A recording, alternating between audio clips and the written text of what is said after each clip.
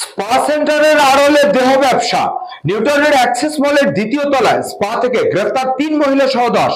আগামীকাল বারাসত আদালতে তাদের পেশ করা হবে। দীর্ঘদিন ধরে access multi complex New Town spa সেন্টারের আড়ালে চলত দেহ ব্যবসা। নিউটাউনের মাল্টি কমপ্লেক্স জুড়ে রমরম করে চলছিল এই দেহ ব্যবসা। ঝকঝকে স্পা সাইনবোর্ডের আড়ালে যে দেহ ব্যবসা চলছে তা বুঝতে অসুবিধা হতো না সাধারণ মানুষের। তাহলে পুলিশের কানে কেন পৌঁছলো না সেই তথ্য? নিউটাউন জুড়ে রয়েছে এই ধরনের একাধিক স্পা যার আড়ালে চলে দেহ ব্যবসা।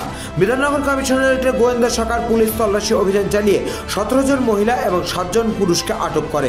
এদের মধ্যে স্পা চালানোর অপরাধে ৩ জন মহিলা এবং ৭ কাস্টমারকে গ্রেফতার করে। নিউটাউনের রাস্তাঘাটে চোখ মেললে স্পা সেন্টারের বিজ্ঞাপন দেখা যায়, সেখানেই জলজল করছে স্পা সেন্টারের নাম এবং ফোন নম্বর।